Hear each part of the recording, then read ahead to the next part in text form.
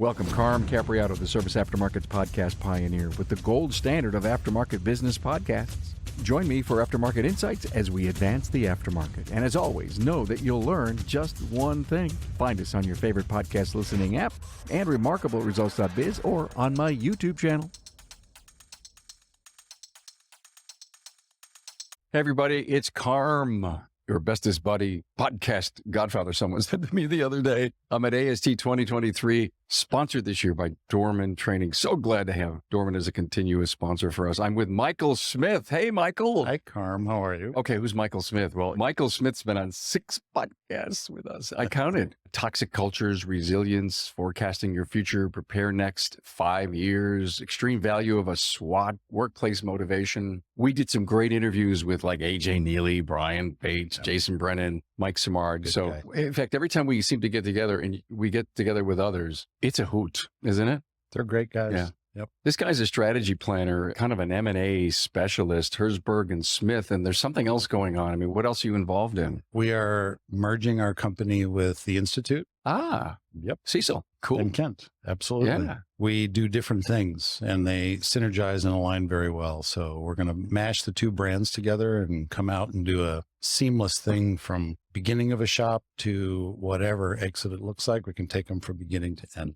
I love to talk to Michael Smith because I was honored one day to sit in a couple of day class with him, and I watched him at the end just congeal the entire team together and walk down through some great scenarios. And when you came in and did that SWOT episode with us, I really never forgot it because I love the simplicity of SWOT. I don't necessarily think people do it if they didn't study how to do it and what the outcome should be, and you just got up with your people and said, let's do a SWOT on our company. Right. I'm still a believer that the owner should never do a SWOT on his own company. Absolutely. He should hire somebody or have a great friend, a facilitator, an independent person to come in, because there's sometimes people won't tell the owner things that they think are maybe possibly wrong or where they think the company should go. And I loved doing that back in my day. And I was just thinking recently about, wow, what if I just did a SWOT on me? Would I be honest with me? Could I actually take a peer and have that individual peer do it with me and say, yes, you're too important and you're too important to me, and this exercise is too important to the company for you to sit here and make me feel good. Be as honest as you possibly can. I will not hold it against you, but I really need to know what you think of my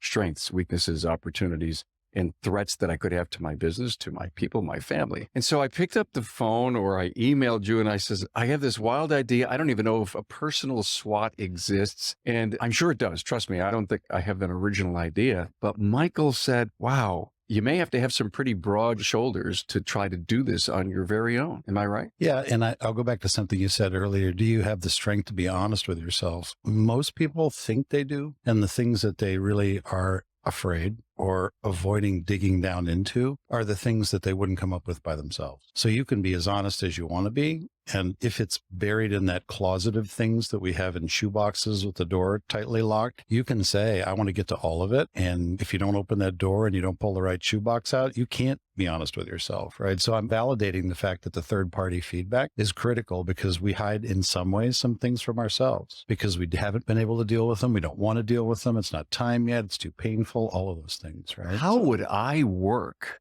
my own self to do an SWOT on me, by me, for me, with no help from the outside? Yeah. I don't think it would be as fruitful or transparent or as honest because I'm going to have blinders. You do. We all would. And I think the place to start would be to try to do it with yourself. That's what I would recommend. Sit down and make the list, the SWs, strengths and weaknesses, right? A traditional SWOT is that's based on the internal company scenario. Where are we strong and where are we weak? The O and the T has an external perspective. So now you turn to the outside market of your competitors and say, what are the opportunities that we're missing in the market where somebody's getting past us as a competitor? What are the threats in the marketplace? Could be from any number of factors. And so that idea, if you turn it internally, is what are my strengths and weaknesses? goals, which may be relatively easy to come up with. What are the missed opportunities and the threats? And that's where you start to get sort of from this outside view. In my view of a leadership SWOT would be when you're starting to lean out into relationships and thinking about the O and the T. The threat part's where the fear part comes in, right? That's when you start to get right up to the edge of what you're worried about. Guys, the owners of companies that have this great weight on their shoulders and things don't go so well for a season. And all of a sudden they're thinking everybody's sleeping at night and they're mad because they didn't get the paycheck they wanted or whatever in the outside world. The owner's laying in bed at 2 a.m. thinking about what if I don't make payroll? But underneath that, it's like, what if I fail my people? What if my strength isn't there when I need it to hold up our organization? What if Bob actually continues to malfunction and I have to fire him and his family gets hurt?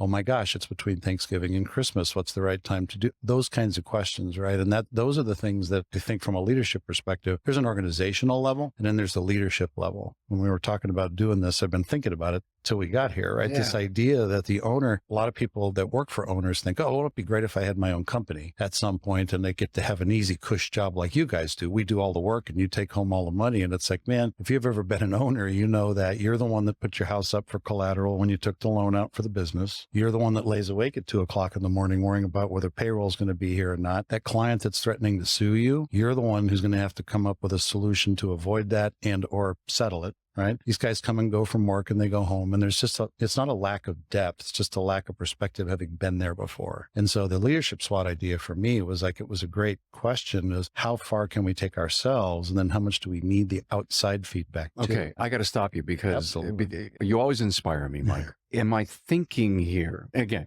We're forging ground. I don't think that necessarily works. Here's some random thoughts. Maybe the coach that you have should help you with this or do this and be this, if you will, disinterested outside party. Or we start the personal leadership SWOT with a company SWOT so that you can literally pull all these incredible thoughts, ideas, then set them up to A, B's, and C's, the importance of all of these crazy ideas that came under SWOT. And you incubate that for a couple of weeks and you start picking up strategic plans and the changes that you want to make in it. And then you sit down with your leadership team and said, now let's do this on us. And then you give them a week to think about it. You just don't surprise someone with it and have them go, And you say, listen, I want to get together. I want to do an SWOT on me. And I'd like you, my number 2 in the company, my manager, my COO, whatever. Or if it's not that person, it could be your coach and it could be a peer. And we get closer from the company SWOT to the individual SWOT in the incubation period, and you got to behave. Well, and I'm thinking about the way you started talking about ask your coach, right? I will observe that in this industry in particular, lots of coaches are ex-operators. Yeah. And when you want to talk about running the business from an operational perspective, sales, customer service, coaches have lots of experience doing that. You start to get into this psychology, this potential adverse psychology of an individual, and a lot of the coaches that are coaching at a company level here in this industry don't have the qualifications to do that. So from that perspective, just to note, right, go talk to your coach. Sure, why not? But it's going to tend to be more from a business perspective, I think, than a true executive coaching or a clinical psychology perspective. Right. By the way, we're putting those 2 skill sets on the ground on my team because this is what some people need that we don't have a lot of access to. But you take the combination of the business SWOT and unpack it down to the leadership level. You and I have talked about this before. I believe all the future of the business rests on the shoulders of the leaders. Yeah. We used to think it's on the shoulders of the owner. And as long as the owner is trying to subcontrol or micromanage everything, you could maybe make that case. If you want to build a high value organization and the leader, the owner needs to be working on the business, not in it. You have to be transferring the strengths of the business, the needs of the business to your leadership team. They have to be carrying it. So from that perspective, we need the owner to be able to be vulnerable and unpack in a trusting way. We need the leadership team to be able to do the same thing. And I love your idea that you do a business SWOT, but you keep going. And after you're done with that and say, okay, what's going to stand in the way of us getting there, right? SWOT's not the end of the road. That's the as-is picture of where you are today. The futuring part comes next. It's like, well, this is what we've got. For better or for worse, this is where we are. Now lay that down. What do we want it to look like 1, 3, 5, 10 years from now? Then stage 3 is gap analysis, right? Here's the SWOT with the as is. Here's the future. Now, how do we draw the strings to pull that up into the future? And then the cycle continues, right? The future that you were building into becomes your as is, and then you do it again. And you keep moving and growing that way, right?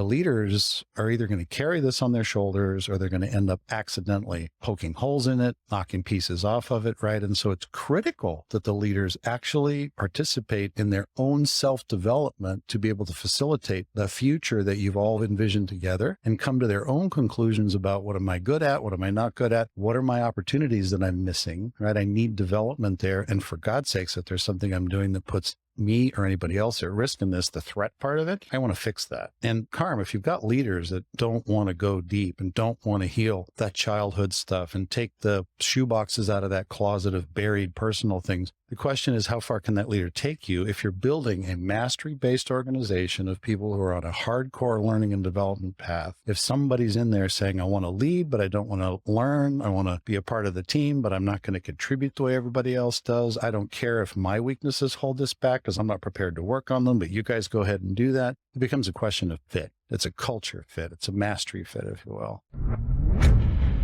Hey, it's no secret. We're facing a technician shortage, and Napa Auto Care has a solution with the Napa Auto Care Apprentice Program. The program was pioneered by one of our own. Pete McNeil and Master Technician Jake Sorensen from McNeil's Auto Care in Sandy, Utah, realized that the problem of not having technicians available for hire was not going to solve itself and decided to take action and look at a different audience of individuals available for hire. A focus was put on younger individuals with the right passion, desire, and attitude to work in the automotive repair industry. Jake and Pete sought after these individuals and developed a technician apprentice program to give them the training needed to become a successful technician in today's world. The Napa Auto Care Apprentice Program includes a comprehensive 9-stage curriculum that includes a variety of types of training, and they are classroom training videos exclusive to the apprentice program. Now, these videos provide in-depth training from a successful master technician. Also, Autotech classes with instructor-led courses offered through Napa Autotech and Autotech e-learning. This web-based e-learning is designed to target specific training topics. And finally, hands-on learning. The apprentice will apply the skills gained from the classroom training videos, Autotech instructor-led training, and Autotech e-learnings in the shop with the guidance of a mentor. The apprentice program curriculum is competency-based, meaning an apprentice can move through each stage at a pace that best suits them. Most apprentices complete the program within 2 years. Upon completion, apprentices will have earned ASE G1, A4, A5, and AC certifications, adding industry validation to the skills an apprentice acquires. Look, having an apprentice in your shop will ultimately benefit your bottom line as they advance through the program. And in most cases, as the apprentice develops their skill set producing billable hours, you'll begin to see a growth in your gross profit by stage 5. One of the largest barriers to entry for individuals looking to enter the automotive repair industry is the cost of tools. Now, keep your apprentice motivated with an apprentice toolkit. Now, Napa Auto Care has worked with our supplying partners to offer an exclusive comprehensive tool set, including a 4-drawer tool cart for all registered apprentices. Hey, to learn more, members can visit member.napaautocare.com. I need 5 minutes to unpack what you just said. Can we stop the recorder? Can we get a transcript? Because I am so motivated. My mind's going a mile a minute. So if you're listening, you just heard Michael rant for the last 5 minutes. Pause. Rewind. Right. Do it again. And listen to it again. And if you don't want to do that, please listen to it a second time. It was very, I picked up this word mastery. Oh my God.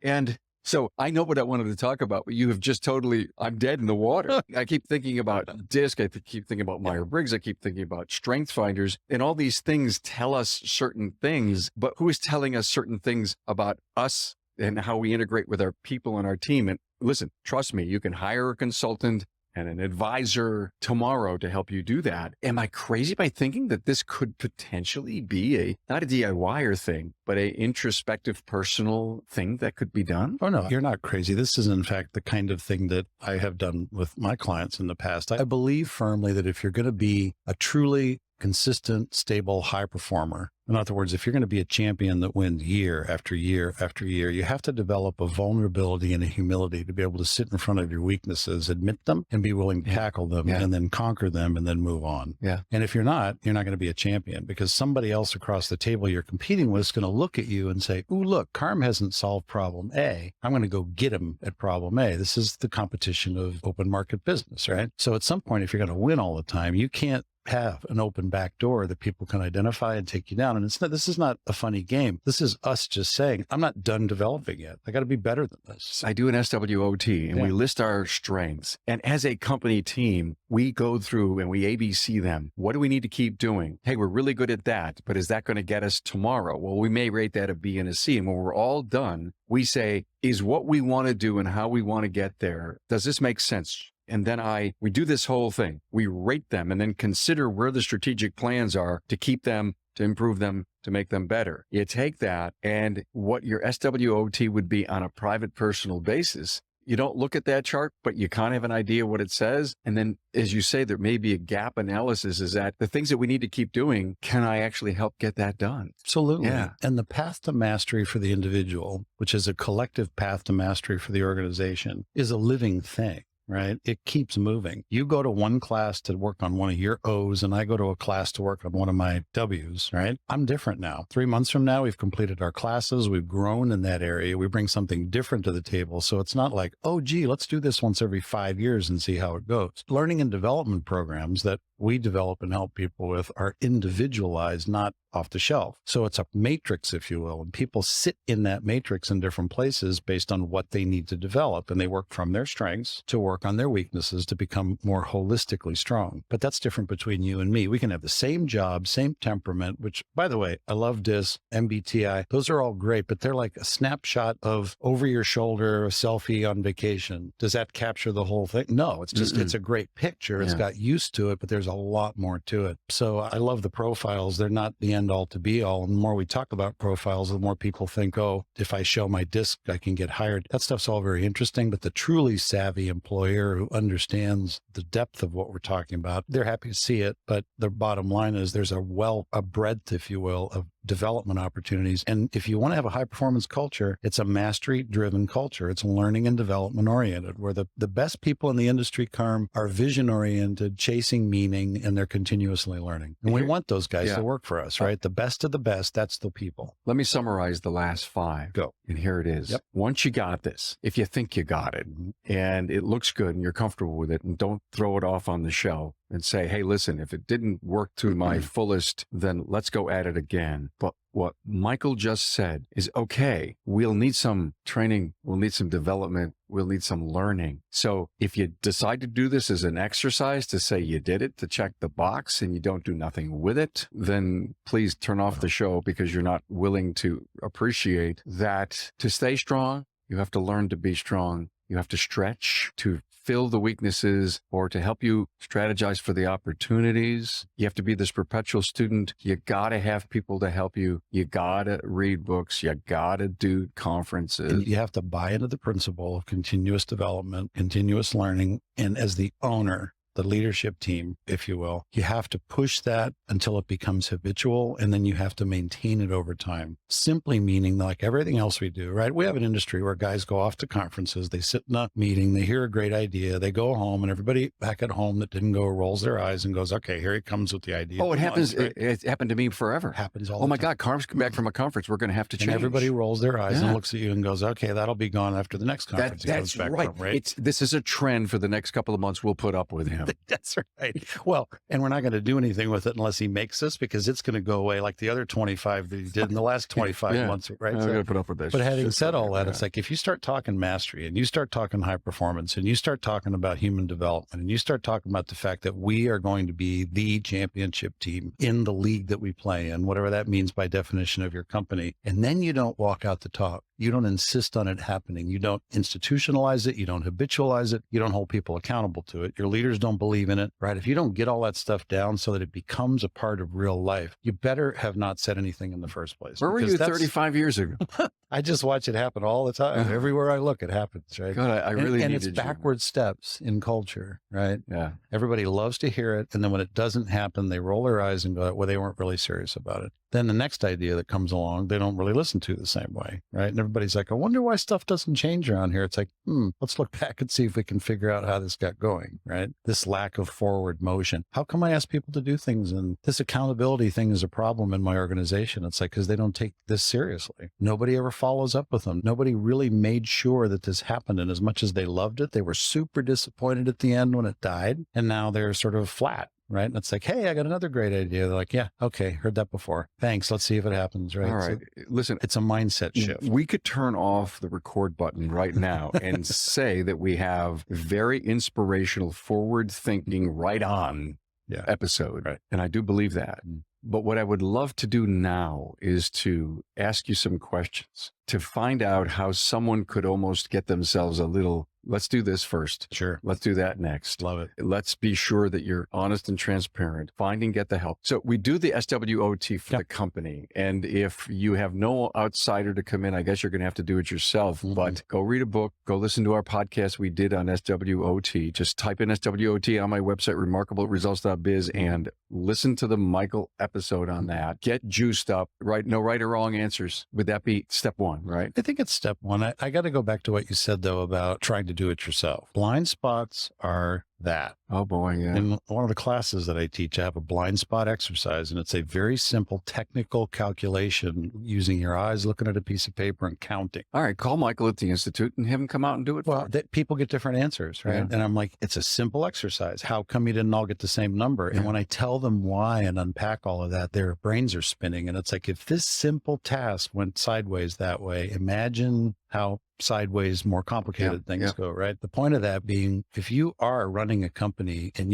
there's all kinds of leaders. The humble, open ones tend to get reasonably good feedback. There are still things their people won't tell them because they don't want to disappoint their friend, right? The people pleasers will never bring it up. Right. There are other bosses that don't listen anyway. So why would I bring anything up? Okay. So any of those people do their own SWOT. They think they're listening to what their people told them and including it. There's not a boss on the planet that has 100% honest feedback from everybody starting. If it's not your coach, and it's not Michael and it's not me, I'll go do them. Yeah. Because I can be so totally objective and I can pull stuff from people. I know I can. Then it could be the team, but it could be a peer of yours, someone in your networking group, someone from the chamber. It could be your best friend who is an executive somewhere who gets this whole business thing. And if not, well, I don't know anybody like that. And I'm not going to bring Michael or Carm or any other coach. I don't have a coach. I'm stuck in the water. Well, first of all, and this is not a sales pitch for any of us coaches, but it's like, don't be cheap. The basic discoveries of sticking points, you free some of those things up, and the turnaround in culture and performance more than pays for the concept of, gee, I'm going to be cheap and do it myself, right? Our least favorite automotive repair customers are the ones that come in and try to go home and do it themselves. And then they have the car towed back in and we all roll our eyes and go, yep, we don't want to be those guys as owners either, right? So be smart. The thing to do, though, is start with your executive team. You can kill two birds with one stone. Have you all at your leadership team do the SWOT together. Wait a minute. What do you mean my executive team? It's me and 5 people, but I think it would help my company if we did it. If you had a SWOT afternoon or a SWOT lunchtime series or something and you sat down, look, you kill two birds with one stone. One, you learn what the team sees from their perspective and you have to shut up and let them go first. You can't go first as the owner. Yeah. Here's what I see. What do you see? That doesn't work, right? Write every idea they have down, whether you like it or not. So go through the S's and the O's and the W's and the T's. And then at the end of the day, you have killed the second bird with this stone, which is the collaborative culture of people participating in making their own company better. Yeah. And it raises the buy-in and it raises the excitement level. And when you genuinely ask them for a real opinion, you stop talking. I was being serious about shut up, I'm teasing about it, but I'm serious. Don't get in the way. I have clients that I sit and watch them do this. They'll say, tell me how I'm doing with this. They ask a question. Somebody starts to talk. They start to stumble a little bit. The owner takes over and finishes the sentence and then wraps all around all the reasons those things are done and looks up and says, who's next? And it's dead silent in the room. And it's like, gee, I wonder why nobody else is saying anything. The leader wasn't listening anyway, right? So there's an art to this to facilitate this meeting. Okay. Right. So you can do it yourself. You want a wild thought? Yeah. Because I love wild thoughts. I live in wild thoughts. So do you. All right. One time, I did a virtual SWOT for somebody. You did. That's on Zoom. That's great. You can. And I'm not saying it was perfect. I'm not sure it was the right venue, but it kind of worked. It's better than nothing. It kind of worked because I was this innocent bystander who knew how to facilitate. Right. I had the charts up and we were making individual. And I enjoyed it. I could have critiqued how it did or didn't work and having one camera on an entire organization, but what do you think? I think they're good investments, first of all, to have help from outside. If you have to do it inside by yourself, don't do it by yourself as an owner. Get your team involved. Be a facilitator. Don't be a meeting leader. Get the idea of facilitating. Yes. You're not adding, you're just documenting. That's exactly right. You cannot comment because the minute you make a comment, you shut everybody up. Absolutely. Yeah. And you do it with the right heart. It's like, well, let me explain why we do it that way. No, Back in history, do it. Everybody stops talking, then it goes silent. It's like, so who's next? Nothing. Yeah. Nothing after that. So, okay. All right. Yeah. So we've established that as that's a the rule. company version. All right. Now let's go back to the people part for a second. Yeah. I was thinking about something before. All right. There's a system out there in HR management called 360 reviews, which I kind of like and I kind of don't like for all kinds of different reasons, right? The idea is that you have 360 is people above you, people below you, your peer group, suppliers, right? All kinds of people are speaking into your life. I would recommend in a small employer like that you think about the person that you're going to try to do a SWOT on and put people that they trust next to them. Cold, callous 360 review programs and Fortune 100 companies they just pick names and people who hate you feed into it. And then it's like, well, this guy doesn't like me anyway. You're in a small business. You got 9 employees or whatever, 20 employees, whatever. Everybody knows each other. There's grudges. There's people that don't get along well and all that. So be wise when you sit down. Don't try to get everybody to speak on first. It takes a huge amount of time to do 20 SWOT feedbacks. But if you have an organization set up that there's a mentoring system internally, the people who have knowledge that other people don't are partnered with people who need to learn and that they build trust and they work together to grow. Those mentoring type relationships are great places to go tap into extra feedback. If you're respected as an owner and they like you and they think that you're a human, then they want to hear from you too. As an owner, if you're that guy that bangs on the table and yells and says, this is the way it's going to be or else, your feedback is also going to be less powerful than if you're the kind of owner that people have that personal relationship with. So my point is when you set this up, use the 360 idea, but don't go crazy with it. Find a couple of, maybe a handful of people, depending on organization size, that the person trusts, that know them well, that actually can see where there are areas for improvement and observation and collect that feedback. And it's very team gluey, right? When you do that with a positive attitude, it can't be too, oh yeah, well in the performance review, I'm going to go back to what we found out in the SWOT and your O's and your W's. We're going to hammer on you now and keep your raise low. That's not going to help either, right? Down the road, which is how many organizations do this stuff. So it has to be with a positive idea that I'm going to grow in the future. I want the best for you. Any vulnerabilities are about humility and about the opportunity to become stronger, to be a better professional, a better person, a stronger team, to win more, to be champions, all that stuff. Okay, So I'm driving down the highway listening to you and I say, oh my God, no one taught me this stuff. I wrench so well. And now he wants me to be a facilitator. He wants me to do a 360 review in the essence of SWOT. Are you kidding me? I can't even spell those words. You see, please don't let all of this investment that Michael and I are making go for naught. There needs to be some training of your own self as your own leader. Maybe let's get out and read some leadership books, listen to some of our podcasts, go to our classroom page, listen to all the leadership episodes we have categorized for you, and then gain some confidence, do some of these things. Realize what works and what didn't. My point is this is brilliant stuff, but not everybody's made out to do it, Michael. But Carm, here's a simpler way of doing it, right? Sit down across the table with somebody that works for you and say to them, I care about you and I want to know how you're doing. Yeah. How you doing? Yeah. You don't have to S and W and O and T, right? Exactly. Listen, I talk about the poop sandwich model too. It's simpler than SWOT. Tell me what's going well. That's the happy piece of bread.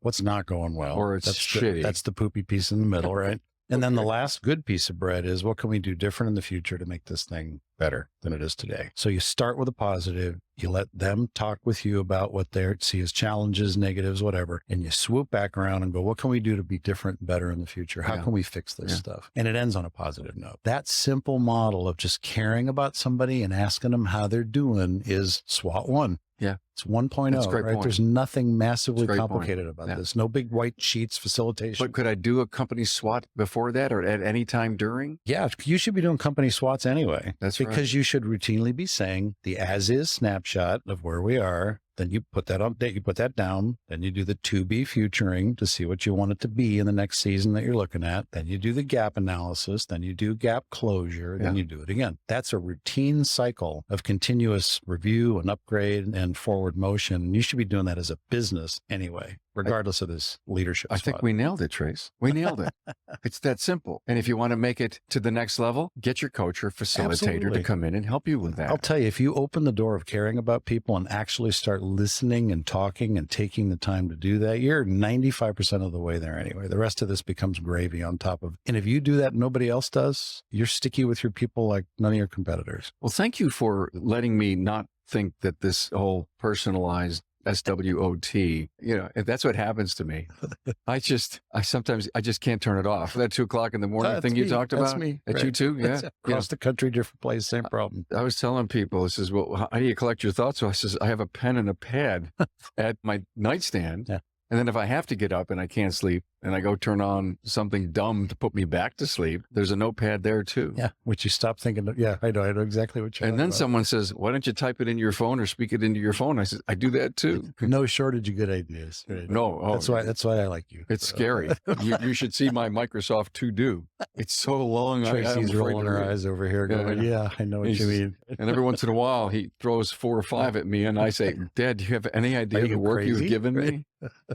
All that I have to do. I love it. This is great. Hey, listen, we probably have to come back and maybe do a part 2 on this because listen, I want to reach out to the industry. If you do any of this stuff, come on with me and Michael and let's talk about if it worked and how you did it. I mean, it may take us 6 months to get back to this, but we really do. I think this is important. I really do care that sink this in and say, I'm going to do it. And then reach out to me, Carm at remarkableresults.biz and tell me, hey, I'm willing to come on and tell you my story. I'd love to do that. Yeah, you and I get back and you may even bump into somebody who's doing it and we can come back. I think it's a great idea. Will it work? Let's find out. Yep. And then we can get the feedback from how it's working and continue to incubate this entire idea. And I have a couple of clients that are doing this kind of thing. We can do a show with that. Okay, let's do that. Michael Herzberg, congratulations on your merger into the Institute, Herzberg and Smith and the Institute. Great. Appreciate it. Thanks for your friendship and for finding some time here at ASTE, sponsored by Dorman Training to come in the studio. My pleasure. Thanks, man. Looking forward to it.